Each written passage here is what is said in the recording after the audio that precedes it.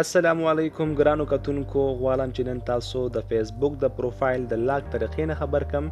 یعنی څنګه کولی شو چې موږ په ډیره اسانه طریقې سره د خپل فیسبوک پروفایل لاکو کو بیا څوک وغواړي ستاسو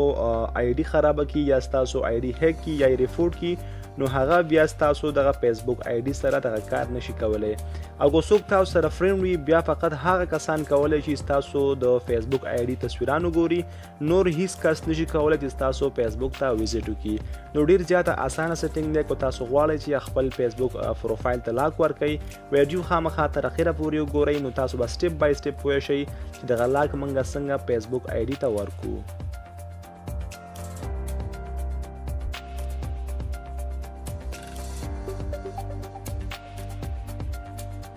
نو تاسو به اول په خپل موبایل کې دغه اپلیکیشن دغه وی پی ان د پلی سټور نه انسټال کړئ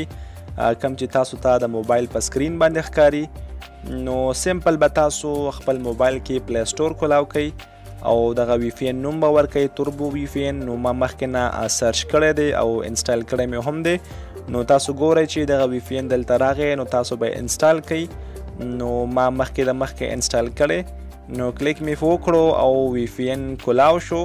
نو دغه آپشن به کلیک کړئ او دلته به ستاسو وی پی ان بیا کنیکټ شي نو چې کله مو وی پی ان کنیکټ کو نو بیا په ډېرې اسانه طریقې سره تاسو کولی شئ چې د خپل فیسبوک آی ډي پروفایل ته لاک ورکړئ نو تاسو ګورئ چې وی پی ان کنیکټ کیږي نو وی پی ان کنیکټ شو او زه اوس بیا کېږم خپل فیسبوک پروفایل ته ځم تاسو به وګورئ چې فیسبوک پروفایل باندې لاک نشته او زه پې دغه لاک لګوم نو ویډیو تر اخره پورې وګورئ تاسو به سټپ بای سټپ پوه شئ چې څنګه کولی شو موږ دغه فیسبوک پروفایل ته لاک ورکو نو تاسو ګورئ چې ما فیسبوک پروفایل کولاو کو او دلته په دې آی ډي باندې د پروفایل باندې لاک نشته نو دغه آپشن به کلیک کړئ کوم چې زه کلیک کوم نو تاسو ګورئ دلته یو څو آپشنز رال نو دغه لینګویج باندې به کلیک وکړئ دې کې به تاسو اخر ته راشئ او دغه کوم لینګویج چې تاسو ته ښکاري همدغه باندې به کلیک وکړئ چې کله هم په دغې باندې کلیک وکړو نو ستاسو د فیسبوک ژبه بدله شي چې کله مو د فیسبوک ژبه بدله شوله تاسو به راشئ پروفایل ته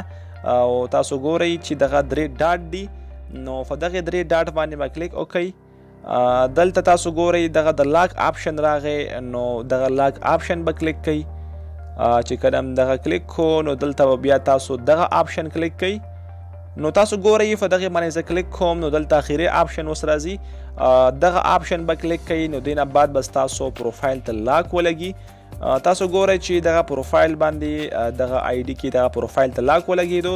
نو دې نه به تاسو بیا بیک شئ او په کومه ژبه کې تاسو غواړئ چې خپل فیسبوک استعمال کړئ نو تاسو به سمپل هغه ځای ته واپس لاړ شئ او د خپل موبایل دغه لینګویج به د خپل فیسبوک لینګویج به بدل کړئ نو ګرانو کتونکو دا وه د نن ورځې ویډیو که ویډیو مو خوښه شوي نو داسې ښایسته ویډیوګانو لپاره زموږ چینل سبسکرایب کړئ او نورې ویډیوګانې هم وګورئ تر بلې ویډیو د الله په امان